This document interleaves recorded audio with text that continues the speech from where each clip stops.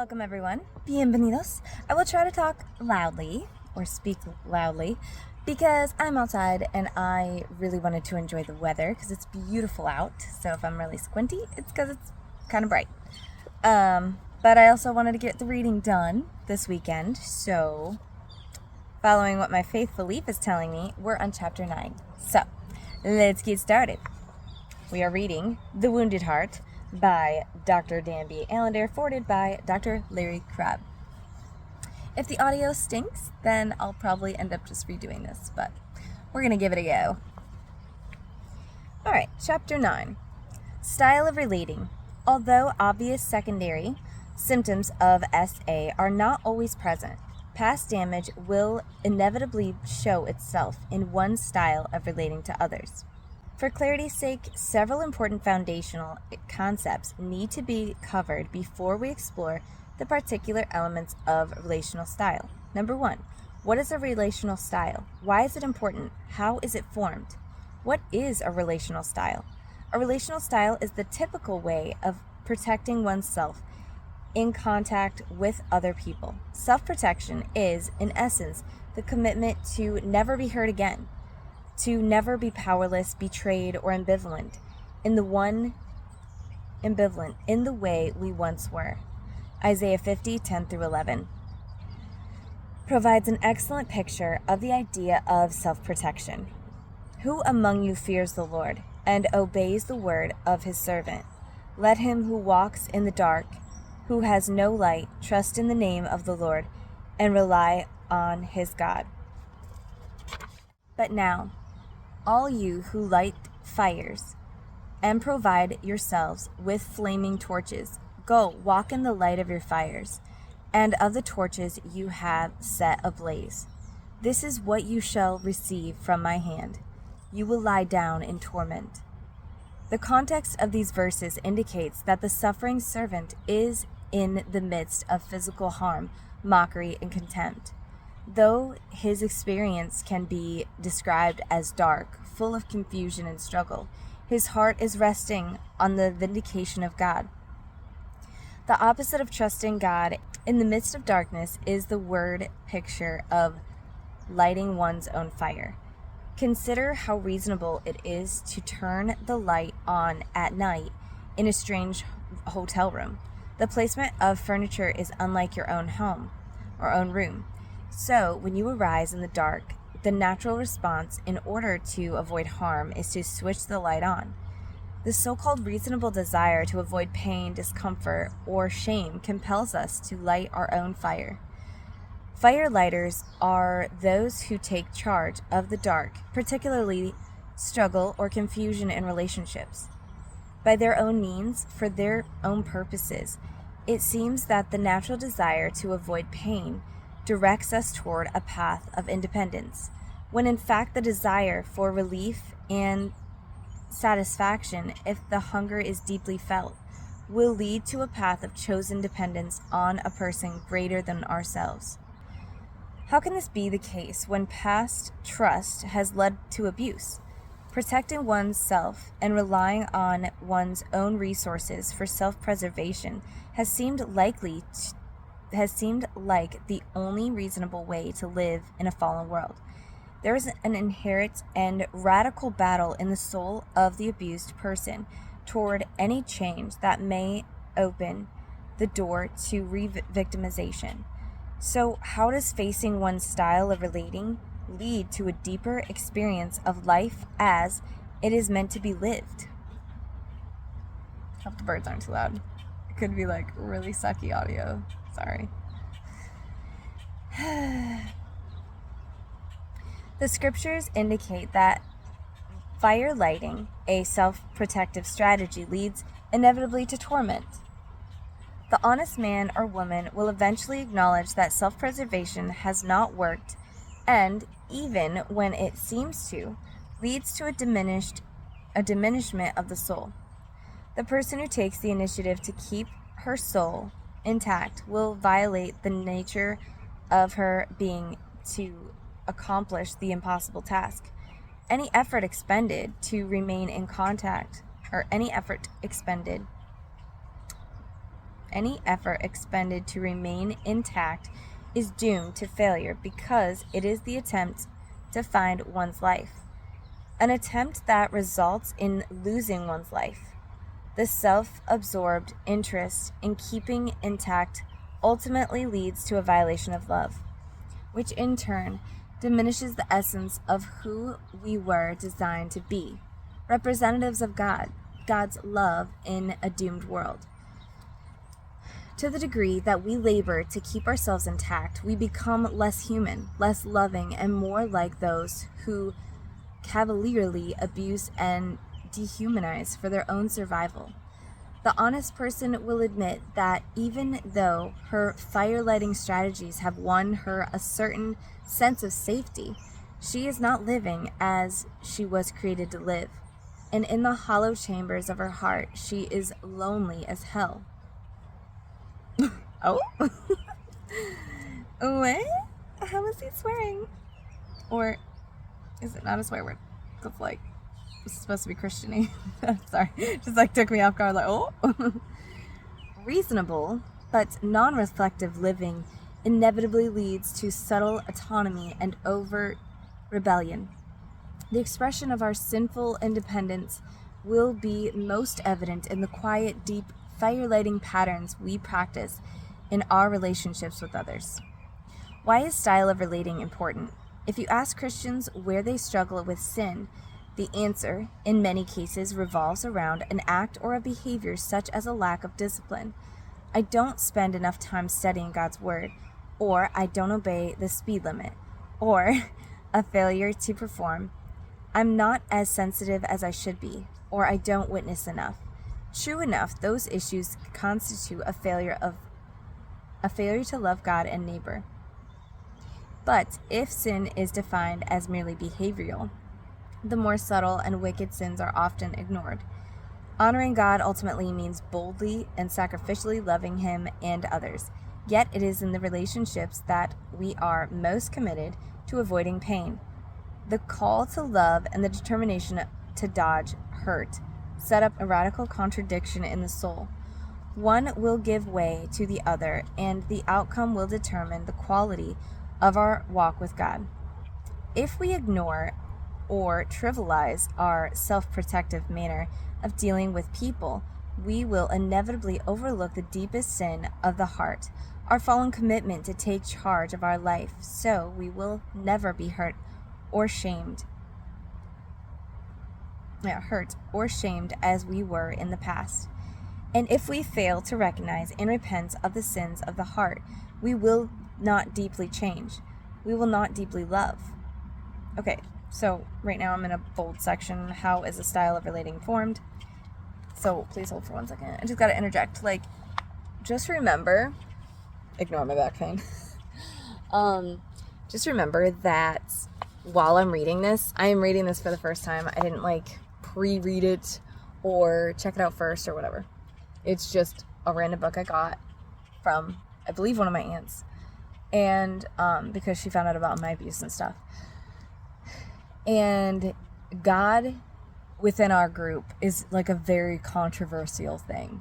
I totally understand. And I honestly feel weird and almost guilty for reading something that's very Christian-y because so many people are triggered. So just know that I'm coming from it with an abusive past, from a pastor. I went to a Baptist church, Baptist school, and homeschooled. So I'm not coming at this with super strict, you need to believe in the Bible and you need to believe in God and you need to believe what this is saying. Because to me, not reading your Bible, I don't read my Bible all the time now. That's just not something I do all the time. Should I? Maybe. Should I not? Who knows? Does my Christian family want me to? I'm sure. So saying that out loud, it's still living two different worlds, because you live in the real world reality, the daily life of everything that's going on. And then you have your past that you're still kind of living, but it's a shadow. And you have the past self of the strict Baptist and that guilt and all the rules and believing, everything you do that's not perfectly by the Bible is a sin. And so you have to battle your old self, your current self, and figure out what blend of those two worlds can you be as the future self? And I understand that it can be really tricky and hard, and I don't want you guys to like shut out this book just because like it's coming from a Christian angle. Try to absorb what you want, like I said before, like take what you want and leave what you don't want, and that's totally fine. What we're doing in this group in particular is just trying to heal from the past.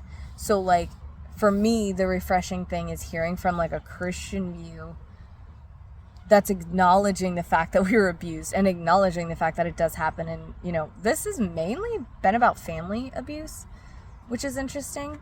But it's like refreshing that like, hey, yeah, he wants to like talk about God and talk about sin and all that stuff, but also talking about the abuse. And that's not something we usually had together. So like, I just want to take a moment and like, let's appreciate that as a group, but you don't have to like, don't take this as like, I'm not preaching this to you.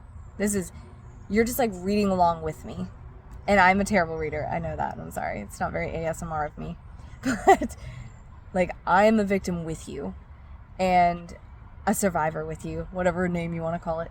And I'm reading this for the first time with you. So just like keep that in mind, because sometimes I feel like, oh, it's going to be like so triggering, because sometimes it triggers me.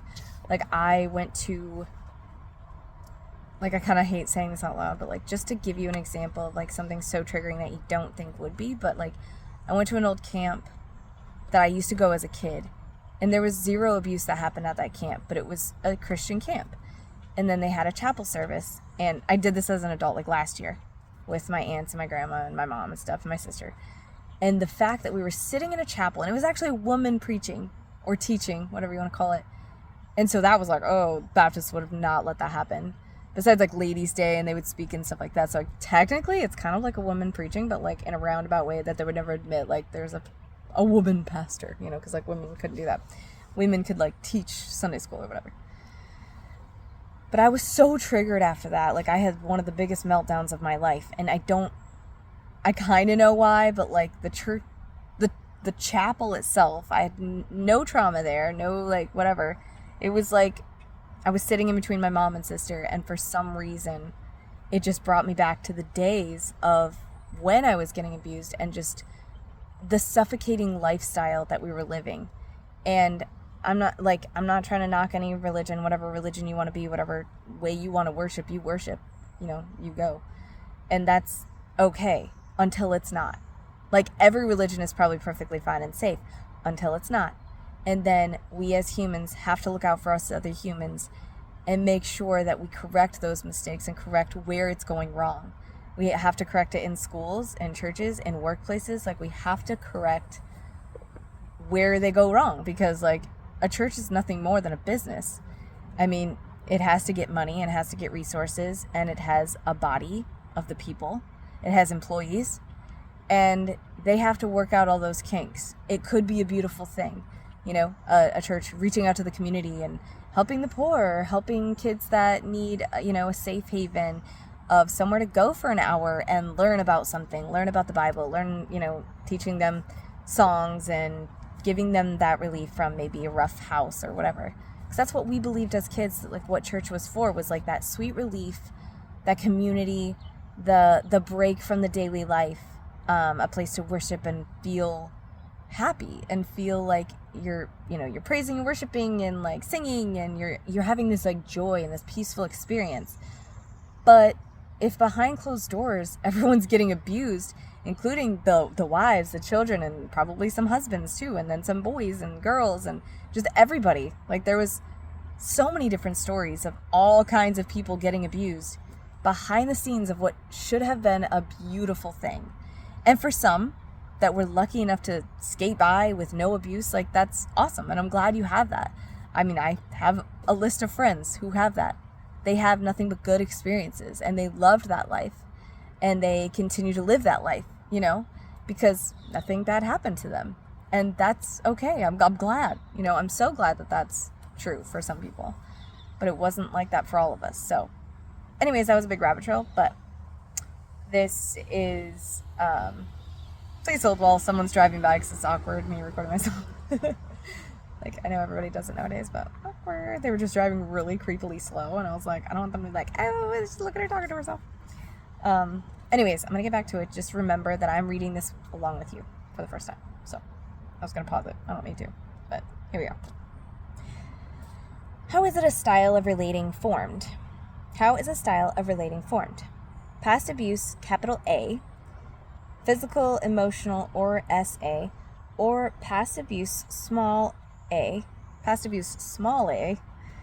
the byproduct of so-called normal sin, sets the scene and tone for the development of our self-protective styles of relating to others, because even those of us who have not been SA'd have nevertheless been sinned against in other ways. All of us develop styles of relating. The raw material used to form a style of relating is often found in our God-given attributes and talents. The fact that one person chooses to keep others at a distance by detached academic brilliance may not be an option for a person with a lower IQ. Just kidding. JK. Culture also plays a role in relational style. The haughty disdain of the landed atrocity is in form quite different from the swagger of the inner city adolescent, but the cause and function are the same. The cause is found in the heart's hatred of being alone and unloved, and used out of control.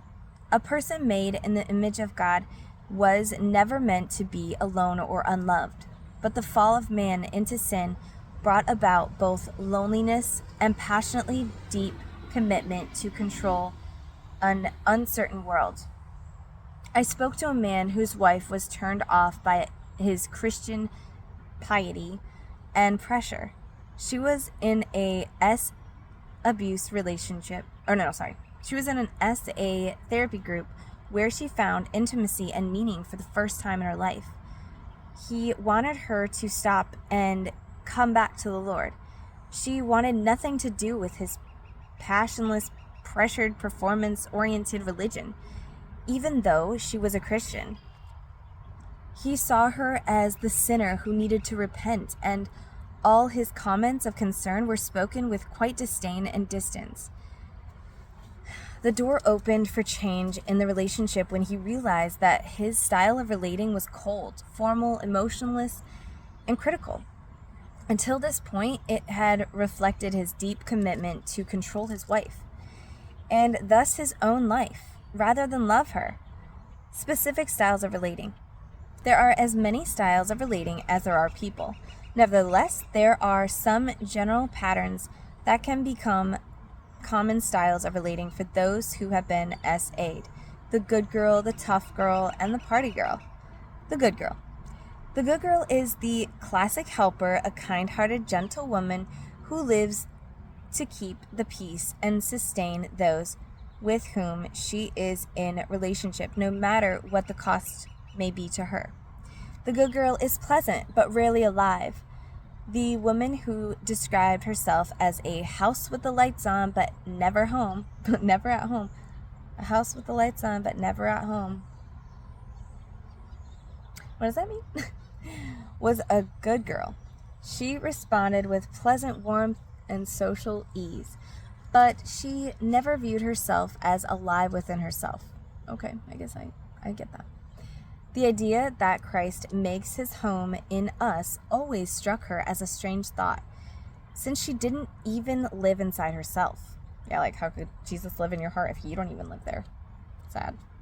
I get the whole, like, empty shell feeling. Like, I felt like when you look in the mirror, you're like a skeleton. I made, like, a little box once, and that's how I drew myself. Like, it was me in a very terribly drawn photo, and then my reflection was like a skeleton, because you feel dead inside. You're just like a walking little zombie. It's quite sad. Okay. Internal dynamics. The internal world of the good girl is full of self-contempt, which is usually private and hidden. For example, good girls will likely struggle with fantasies and the sexualization of close relationships, but will pay a terrible price for their sin. This is a really loud car. Hold on. The penalty will be heavy-handed self-hatred and contempt. often intensified by lengthy periods of penance and guilt-racked restitution. After time, the burden that comes from feeling schmexually alive requires too great a price. Therefore, realities are either forbidden or permitted only if the soul is disengaged. The pattern of limiting and controlling emotion is true in other areas as well. The good girl allows herself only a small portion of pleasure or pain. Her soul is disengaged from most feelings except guilt. If a good girl is hurt by someone, she is likely to feel pain only up to the point where she feels either too intense or too angry. Then the hurt will dissipate into guilt. I know I shouldn't feel so hurt, or I am so terrible for not forgiving her, but I feel so helpless. The guilt often intensifies her sense of alienation and discord in relationships. Okay, there's like a number of good girls have acknowledged that they feel as if they don't have a voice. One woman recalled watching her two-year-old son play with an older boy who hit her son in the head with a toy. The other boy's mother was in the room, so my client turned back on the assault and for a time ignored her son's tears. Later, she felt overwhelming hatred and contempt for her passivity. But at the moment of the assault, she felt speechless and powerless to do anything to protect her son. The internal world of the good girl is controlled, lonely, passive, and full of self-contempt. That one I know it. Internal dynamics. Not saying like, I'm a good girl. I could just relate to all those things. External dynamics. The external world of the good girl is usually organized, but never sufficiently in control. Pleasant, but rarely alive. And sacrificial, but seldom inviting. The good girl is often an energetic worker, organizer, and performer, but a woman who lacks the courage and godly humility to impose on others. Consequently, as long as her effort is sufficient to resolve a matter, it usually goes well. But when it requires delegating or directing solicitation of help, then either the task or the good girl unravels. The good girl would rather allow her health to deteriorate than ask for help. One good girl who had hernia surgery 3 weeks after giving birth by C-section was told to stay in bed for at least a week. Food was to be provided and her home was to be cleaned by friends and church acquaintances. Before each person arrived to help, however, she cleaned the house and washed the dishes so that no one would be inconvenienced. Not me at all. A good girl faces the world alone and usually manages well until the inevitable limits of her physical and mental health are stretched beyond the breaking point. She is organized and competent in her lonely war. But she is aware that her unseen, fragile core may come unhinged if deep realities are faced. It's probably by like one loss of a chapstick or one person doing something like you just snap because you're like trying so hard to keep your crap together and try to make like everybody else happy, but at the same time you're like growing this resentment inside for trying so hard to make everybody happy. It's not healthy. One good girl described herself of relating as plastic fruit. The appearance was good and tasty, but something real, alive, and nourishing was missing. One husband of a good girl said, and yes, this whole good girl, naughty girl thing is like very awkward for today's day and age. I mean, okay, let's face it, like we've all had like our little kinky ways of talking, but nowadays like all the kids and TikToks and YouTubes, they're all like, good girl, you know, and like whatever. So it's like, it's creeping me out. Because now they've turned everything into like a sexual thing where like we weren't allowed to talk about all that stuff, you know, back in the day when we were young. So it's just so weird hearing all like the young people talk like so much craziness and everything's like a big sassy joke, if you know what I mean. Anyways, that's just my thoughts about that. I feel very awkward saying that. So just so you know, I'm aware of the modern times and how that's used all the time now. So one husband of a good girl said, "I've never worried about my wife's fidelity, but most of the time it doesn't really matter since she won't give herself to me anyway." Her husband felt both respect and contempt for his martyr wife. She was faithful, responsible, clean, orderly, reverent, and always prepared, but she lacked the passion of soul to yell when he was a jerk, and the freedom of soul to laugh when he told an uproariously funny story. The good girl lives without passion for anything or anyone other than the drive to keep things smooth and conflict-free. Okay, so I totally relate to that, although it really depends on your environment, because this was so me for most of my life. Like, I had to stay in control and try to control everyone and everything around me to keep it like good, keep it on the straight and narrow, keep it non, confrontational, keep the conflicts like away, try to keep my siblings in line so my parents weren't upset, or just like, it was all about staying safe, staying guarded, staying in control. And now, like, when you finally feel safe, you get to be passionate and you get to like let go a little bit. You get to be a little more spontaneous. But literally as of this month, I had to work on spontaneity because my need to control and make sure everybody is safe. Like, I'm literally controlling things so that everything is predictable and safe and everyone's okay. I can keep an eye on everyone. I can keep an eye on myself. Like, everything is about being safe. And it can like literally be involved with every part of my life of like, why do I have to control certain things? It's like for safety, it's for survival, it's for not getting hurt again, it's for not being traumatized again, it's for my kids not being abused. I don't even want to give them like the opportunity. So freedom is hard because that means I'd have to trust them or trust other people with them. So I'm still learning this like right now, and that is why I kind of want everyone to give this book a chance, because there are so many relatable things in here that I think we can gain from it, and and leave what you don't like, because that's the beauty of reading a book. You don't have to love it all, you don't have to accept it all, you don't have to believe it all.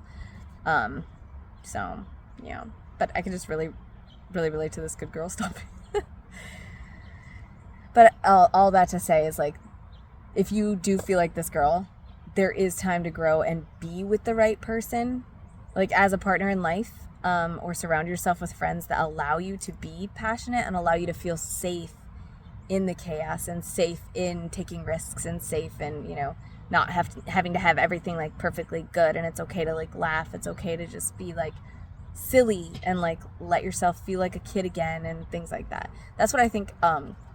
Side note, it just popped in my mind, but I think all survivors, and it's not to be confused with like pedo activities, okay? Because I feel like there's this fine line that people are trying to excuse bad behaviors, because obviously we're very against that. But there is a very healing thing when you allow yourself to kind of be a kid again. If you were the type of kid that had to grow up really fast, if you were the type of kid that had to be very serious and maybe had a very strict upbringing and everything was very, like all about Bible, church, witnessing, being serious, because this is like a serious world, and you got to make sure everyone's going to heaven, you got to make sure you're not sinning, and it was hard to have fun and relax if you felt like everything was a sin. So allow yourself sometimes to do something that does feel like you're a kid again. Go out and buy that bike, or go and just do something you didn't get to do as a kid. That's safe, of course, and appropriate, but like, do a little bit of that living. And I feel like it will help you heal so much better if you allow yourself to do those things once in a while. And I've had to do that. I had to let go. We started riding bikes, and we do things that are more just fun for kids. And now I try, like, if my kids are doing something, I try to actively do that with them. I'll play in the kiddie pool, and I'll play baseball with them. I'll play soccer or whatever, I'll play volleyball. I'll play all those things for all the years to kind of make up for all those years that I was mature and I was stoic and I was not in chaos. I was not immature or out of control, and I wasn't doing anything wrong. I was the epitome of a good girl sitting in the front row at church, and still bad things happened to me. So it's like, I would like to take back some of that fun and life and joy and be able to live that without feeling guilty about something. And I just encourage you to do the same. So you don't have to do what I'm saying though. Like I'm just a person. Anywho. Okay, let me find my spot again. A good girl, a martyr, sacrificially gives without ever inviting the recipient to taste or enjoy her soul. A good girl is far more comfortable in giving her husband or friends her hands than her heart. If a friend points out the contradiction between receiving her help instead of her love, guilt, self-contempt, and depression can easily occur. For that reason, many men married to a good girl learn that it doesn't pay to bring up problems because the confrontation will be met by self-deprecation or hurt withdrawal. A good girl is also likely to be a person who works that is overworks at relationships. She will not rest until she thinks that the others are pleased with her. I've known good girls who would babysit sick children, risking infection of their own kids, simply because good girls cannot stand to say no. For the good girl, peace and harmony must be assured, no matter what the cost, nor how little the gain. The thought that someone may be upset by her actions might cause a good girl a loss of appetite or a sleepless night. One can imagine how apt is she to ask for forgiveness. She will likely be a professional apologizer. I'm just laughing and smiling at the fact that like how much this is just like me. Like it's way too relatable. Like, okay, stop preaching to me, okay. So she will likely be a professional apologizer. Do you say sorry all the time? Every sentence to everyone? And can you go to sleep at night if someone's mad? No, I can't.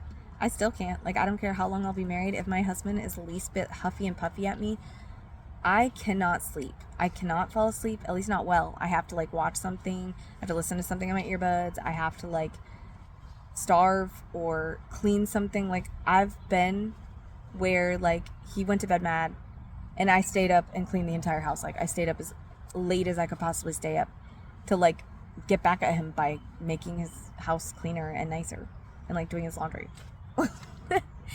It was like I was, like, punishing myself for him being mad at me, and I just can't stand it. So, like, if I can't get him, like, because if he goes to sleep first or whatever, if I can't get, like, the acceptance and the okay that I'm okay, then I have to, like, punish myself, which sounds so dumb. Not if you guys do it. It just feels dumb if I'm doing it. Because I wouldn't say that to somebody else, but, like, to me, of course, you know, I'm gonna, like, self-deprecate myself or whatever that's... Wait, is that pooping? No, that's defecate. Okay, I scared myself for a second. I don't want to say the wrong word. Which is very likely. Like, remember, Baptist school and homeschooling. I homeschooled way longer than I went to school, so, like, that is why, like, I don't know a lot of these words, and it's embarrassing, but, like, it is what it is. And I have to, like, fight the embarrassment because I want to do good in the world, so. Anyways, sorry. Yeah, I don't know where I was going to go with the rest of that, but here we go. Let me just get back to it, okay? This book is relatable, and I'm sure for all you people pleasers out there, you feel me right now. Okay. Apologizing, let's see, where am I?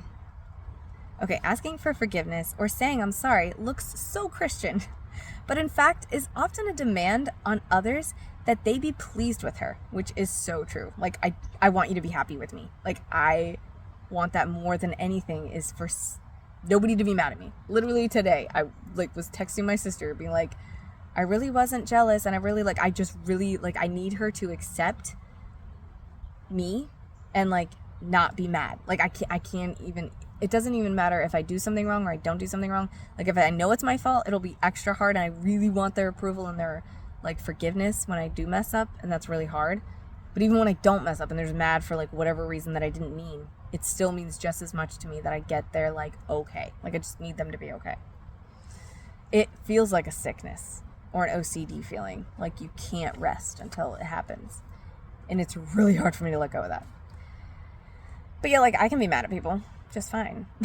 But like, I can be mad and like, but they don't need my approval or my happiness as much as I need theirs. Sorry.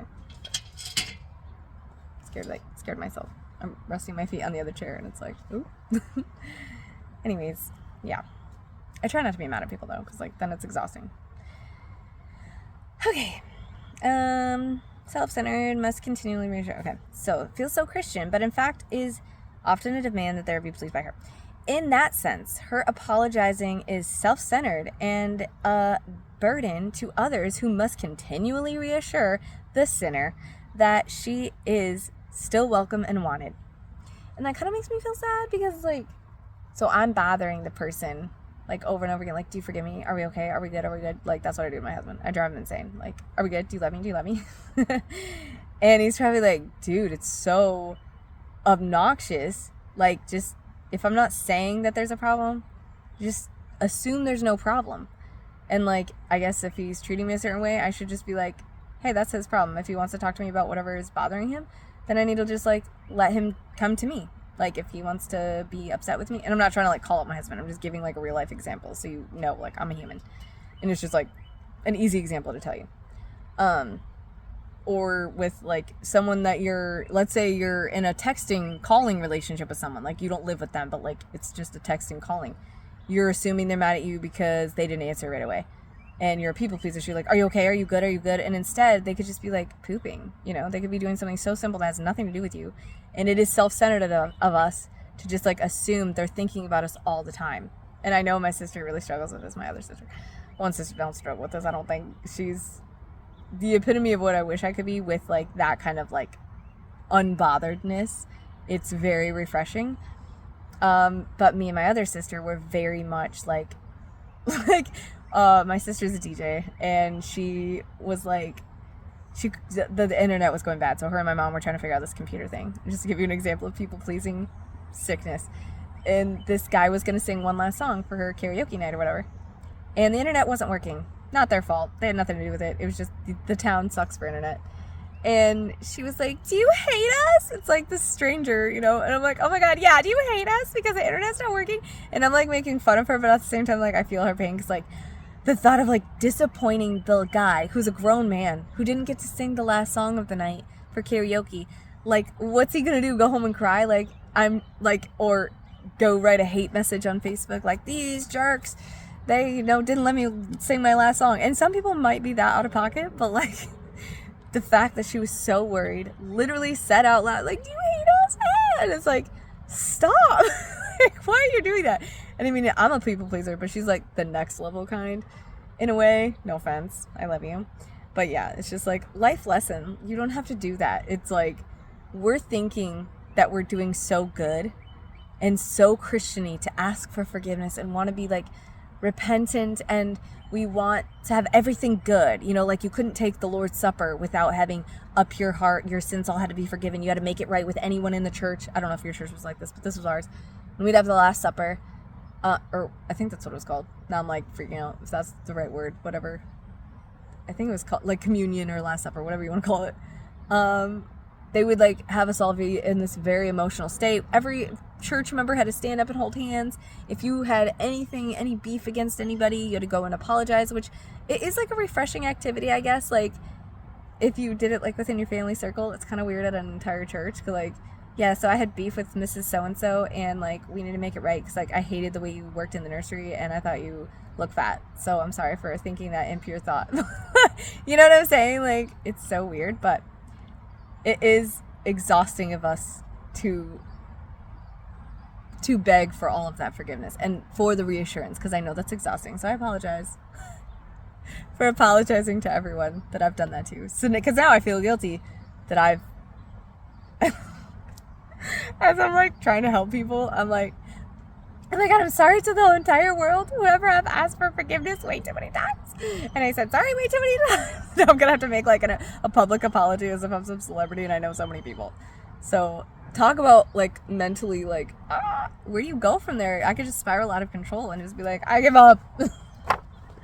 I'm sorry that I'm sorry, and I'm sorry that I've been sorry too much, and I've asked for your reassurance too many times. I'm probably going to go inside right now and like tell my husband that I'm sorry that I've made you forgive me so many times. This is kind of hilarious. I'm not going to lie. Like, this whole experience is funny because I'm like trying to heal with you all, and you're probably thinking like, she's insane. So anyways, I hope someone can relate to this. So tell me, please, somebody. Or don't, because I don't want to burden you. Okay, anyway. Okay.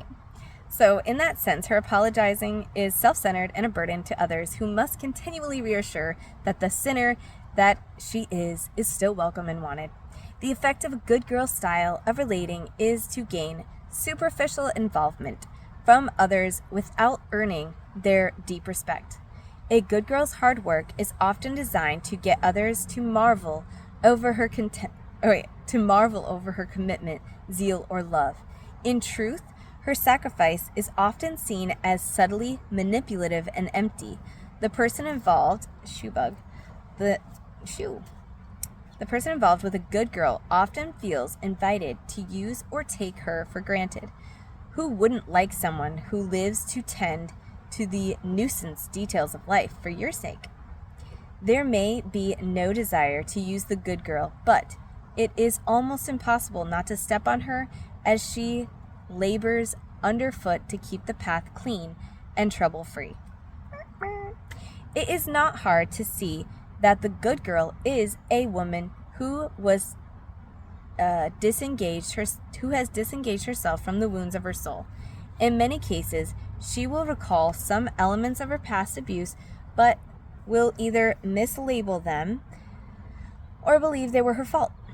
Often she was an ally of the abuser, or at least the ready helper to whom others turned for comfort and support.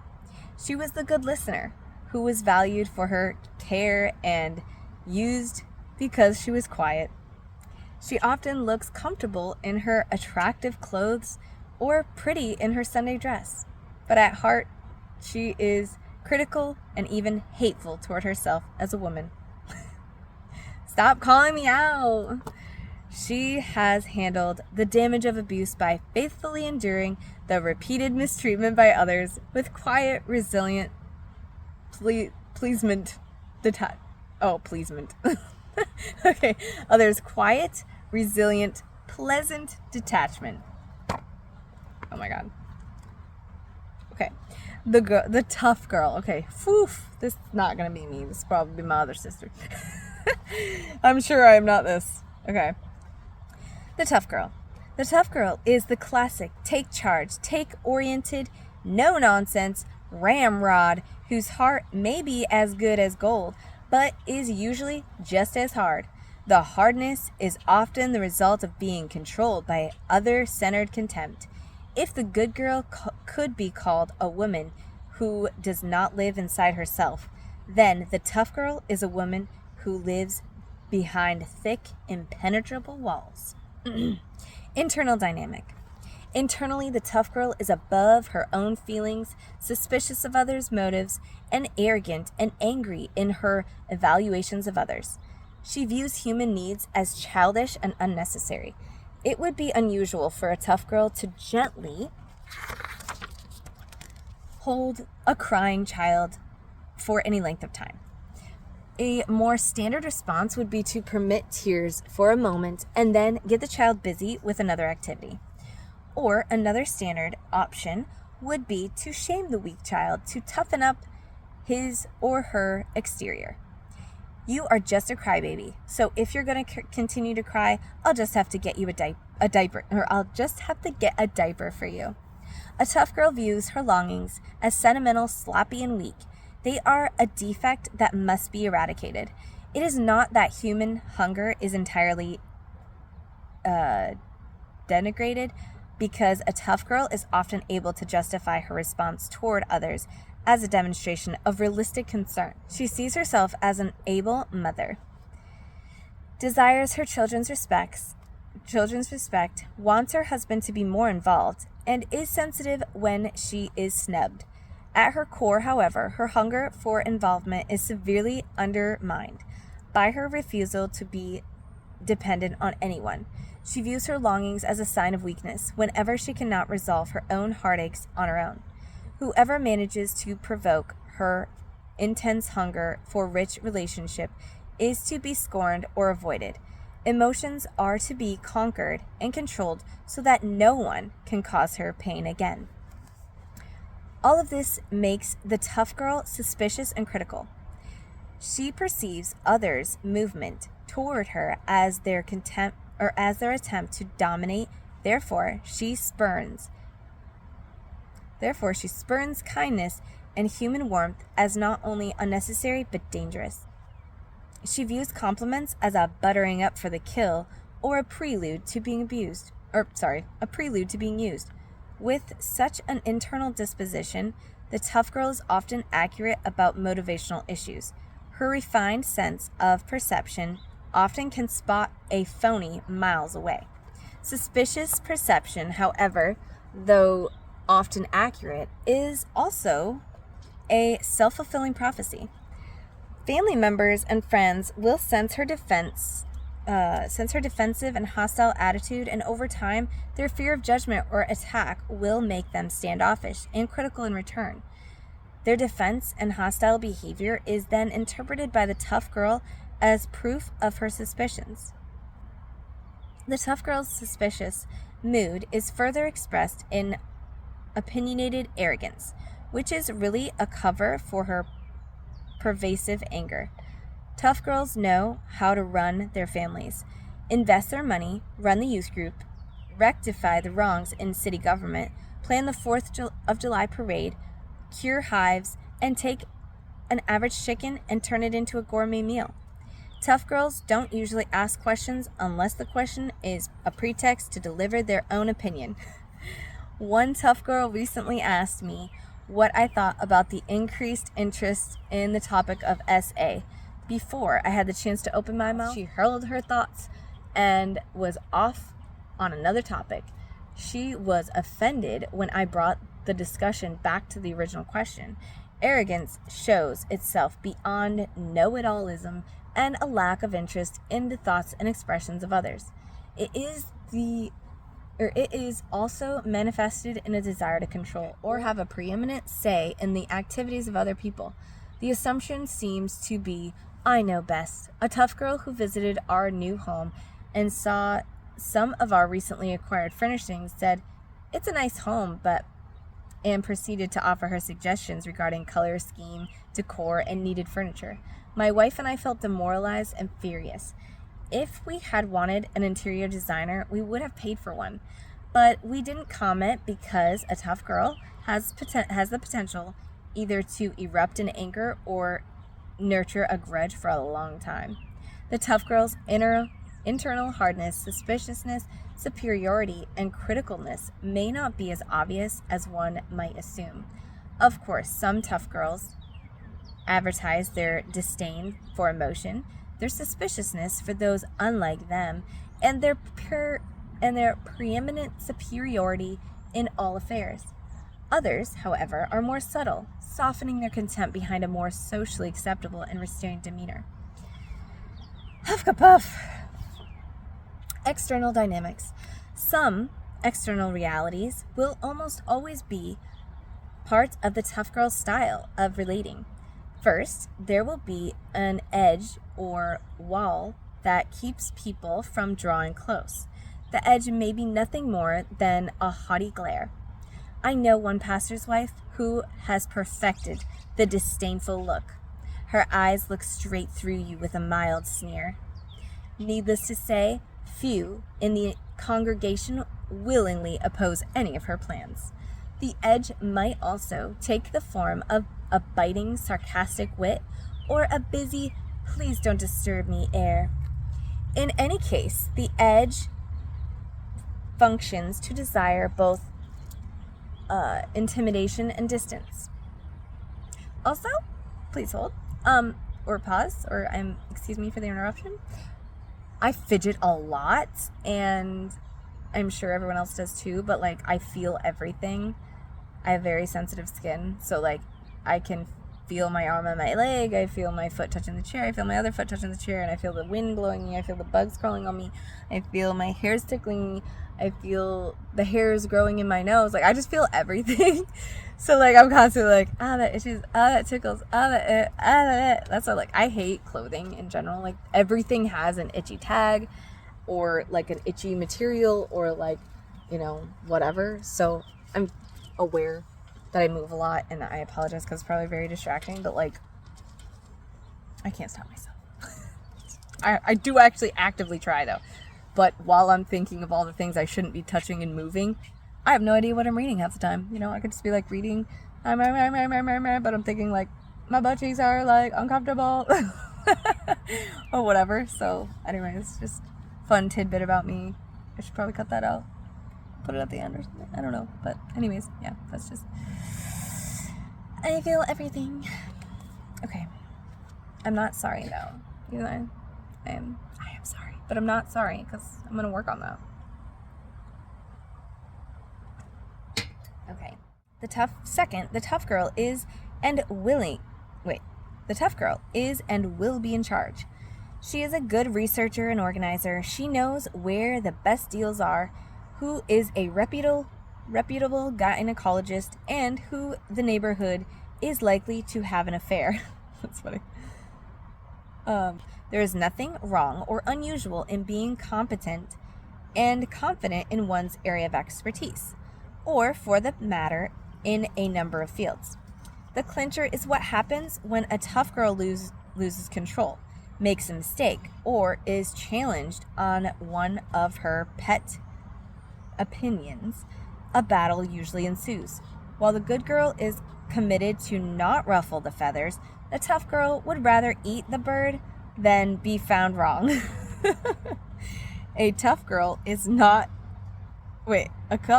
may not enjoy fights, but she is willing to go toe-to-toe in heated combat for the sake of her black and white, I'm right and you're wrong values.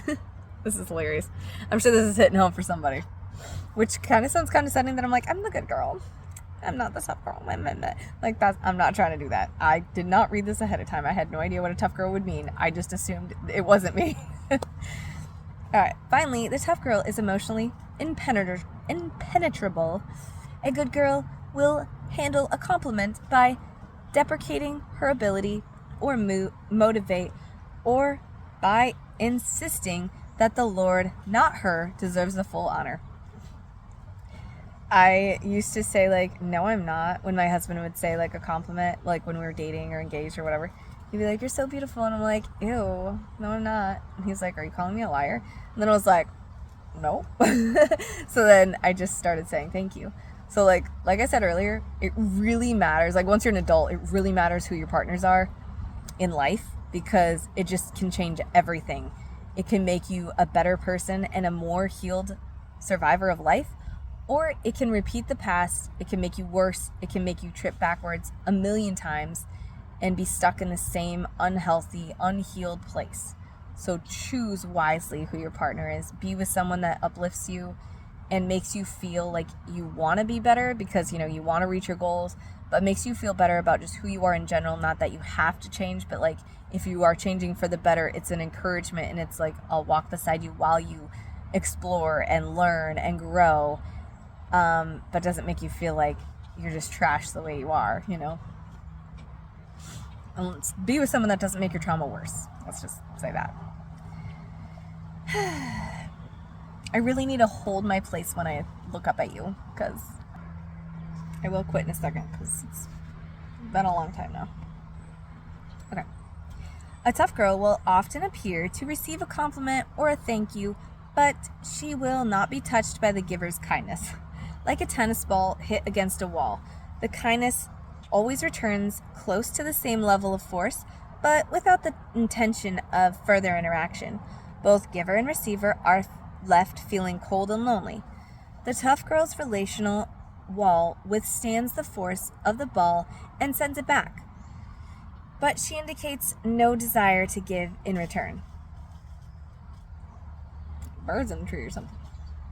The people in a tough girl's domain react to her hostile edge, control, and impenetrability to keep their distance. Often they respect the accomplishments or boldness of her will, but they do not enjoy her presence or essence.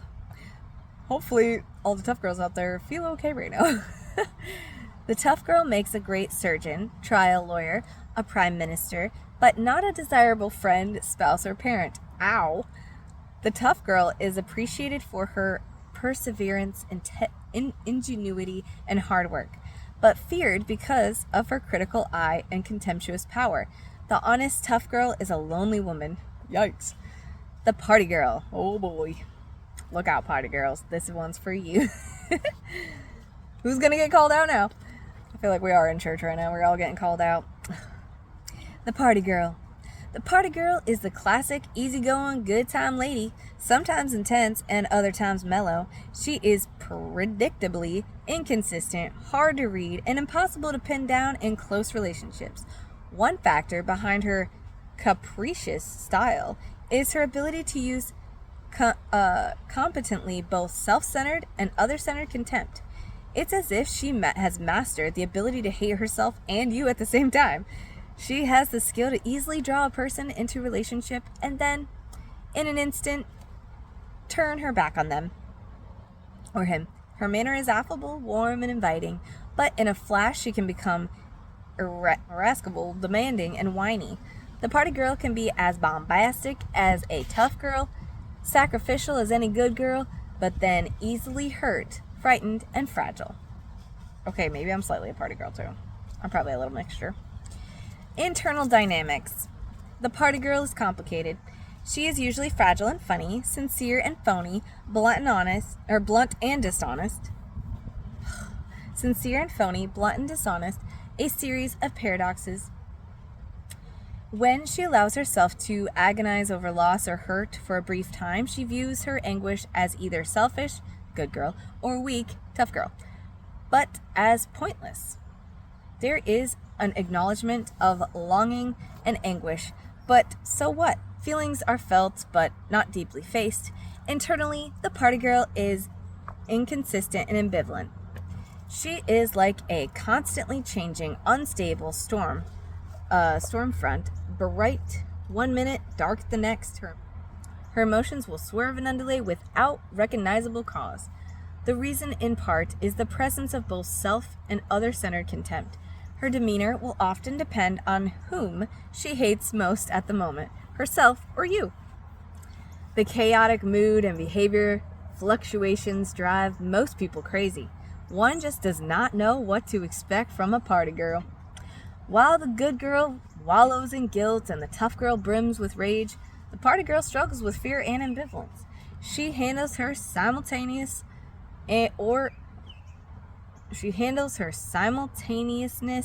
or fluctuating hunger for and hatred of relationship through superficial analysis. Life will work out. Minimization. The abuser was just insecure, not sinful. The cynical withdrawal. That's just the way life is.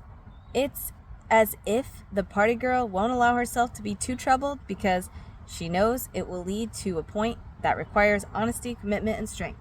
It is far easier to laugh or cry over the pain and then walk away from it. Party girl won't allow herself to be too troubled because she knows it will lead to a point that requires honesty, commitment, and strength. It is far easier to laugh or cry over her pain and then walk away from it than it is to actually enter the unknown. Okay. I gotta quit soon. It's been over an hour already. External dynamics.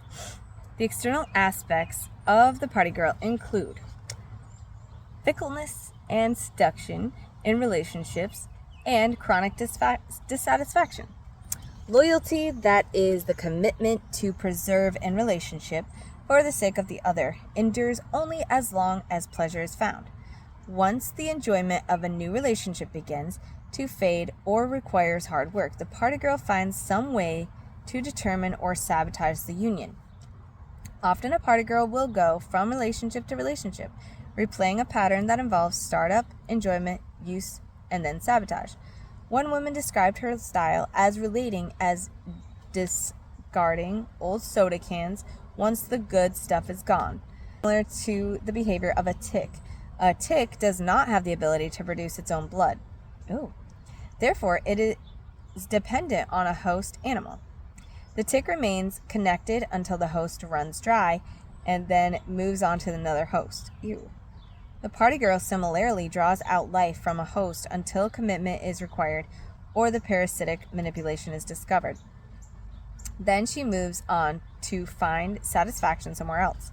The party girl is committed to pleasure and relief more than to honor, values, or relationship. Loyalty, consistency, preservation, and long suffering are not her hallmarks. Okay, 3 more pages. Can we do this? This is not the most comfortable chair, I must say. Seductiveness is another characteristic of the party girl's style of relating. Her seduction can include a sexual element, but it must be understood in the larger context of enmeshing the host in relationship and keeping him or her responsive. Seduction might then be as obvious as the provocative wink and coy comment of the flirts, or as subtle as the deep depression of the fragile mother whose son does not respond to her compliments. Whose son does not respond to her complaints. For example, the woman who loves her son to the point that she would do anything for him, suffer any deprivation, endure any insults, is often the first to turn him or exhibit whiny hurt and fragile disappointment when he moves away from their enmeshed and dependent bond. The commitment is not one of loyalty, but of demand. Her love is parasitic and life-dissolving, not liberating and life-giving. In either case, a flirtatious or a fragile party girl is luring the object of her desire into a web of relationship through lust or guilt. The result will be the same: enmeshment, control, and the power to destroy.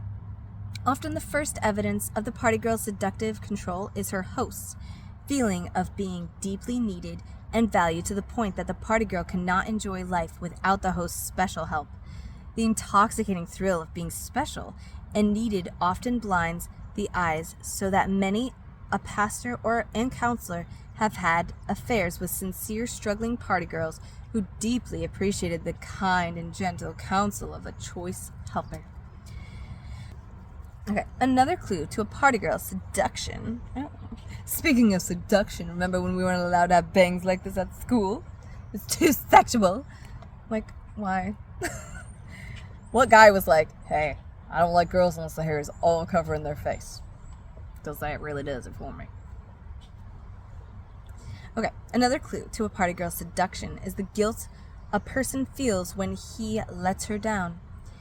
He will feel like a catastrophic failure in light of the needy girl's disappointment. The party girl is a master of I'll live with it dissatisfaction. She's never entirely happy, even if she has what she wants. Her dissatisfaction not only seduces the host into guilt-bonded relationship, but it also justifies the termination of the relationship. Why should she stay in such an unhealthy relationship? The other person is demanding too much involvement, commitment, time, energy, and money to justify the relationship's continuation. A party girl is a two-fisted excuse maker who may be hard and angry one moment and confused and needy the next. She seems to have an insatiable hunger that can never be filled. One man whose wife and mother are party girls lamented, "I can never do enough to make them happy." It's as if there is an emotional tapeworm that dissolves all the food I give, so that they are never nourished by my care. How sad to have a mother-in-law, or a mother and a wife like that. Ugh. The insatiability of the party girl keeps every interaction superficial and dissolves all potentially good relationships. The dissolution of good relationships resolves the uncertainty and anxiety generated by ambivalence and opens the door to destructive, abusive unions. In turn, the mutual manipulation, destructive consequences, and deep loneliness of the abuse bond serves to quiet the party girl's hunger for pure and satisfying care. It is easy to stereotype somewhat accurately the good girl as the typical downtrodden housewife or perfect pastor's wife, the tough girl as the typical liberated woman, driven executive or ministry staff director, and the party girl as the bar-hopping, promiscuous gadfly. Those stereotypes, however, belie the complexity of the manner. Many party girls are committed, moral Christians who laugh off problems or use prayer and the Bible study in the way that some unbelieving party girls use alcohol and drugs. Pretty sure bug just flew in my mouth. Shoo, shoo. To superficially muddle their way through the struggles of life. On the other hand, many good girls, deadened by their own guilt, engage in repeated illicit affairs.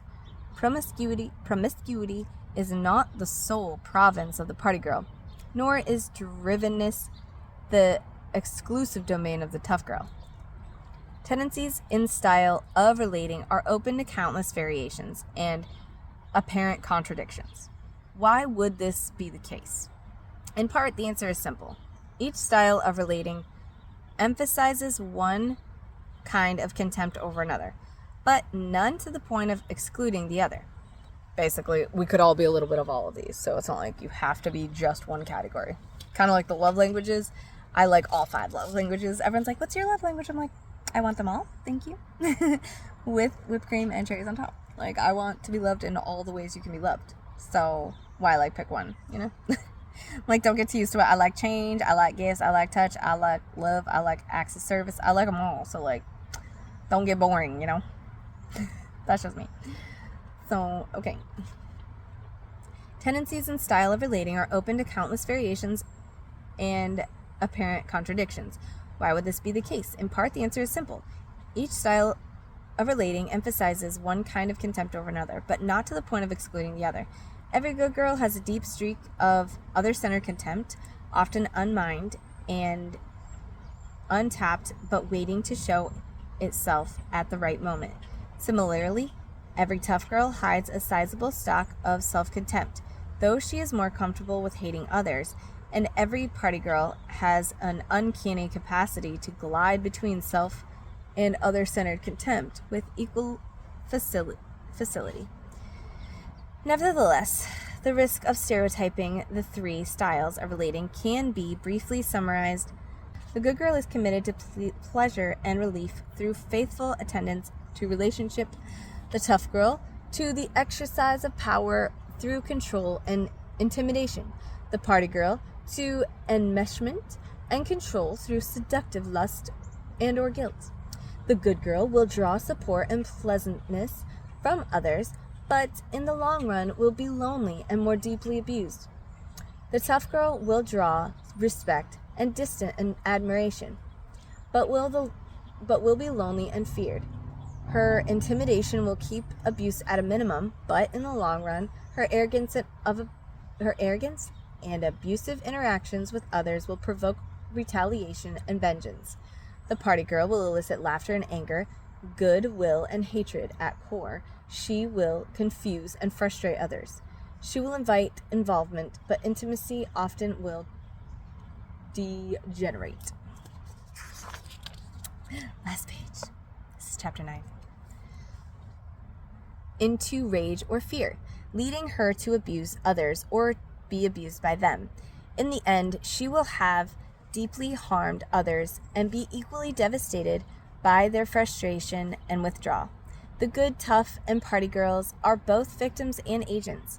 Their styles of relating are not only byproducts of their past abuse, but also of their futile attempts to find life apart from a dependent, vulnerable relationship with God. The disentangling of the true person from a defense style of relating is the thrilling work of Christian growth. Nothing can be done to take away the heartache or failed relationships of the past, but our hope is that in Christ, the past need not stain the present nor shape the future. A perspective on the damage of the past abuse, both internal and external, sets the stage for an understanding of how relationship with God is central in the change process. Okay, next time on The Wounded Heart, we will read chapter 10. Okay, it's kind of hot out here, but like, it's still nice. It's just, I'm feeling a little bit stuffy out here. And the tiny little bugs, like, they're so annoying. They're like little ticklers everywhere. And then talking about ticks, like, ew, creep me out. I never want to have one of those bloodsuckers. Anyways, I hope you enjoyed this episode or reading with me. Hope everyone has a great day. Remember to take some time for you. Take some time to heal. Reflect on what we read about.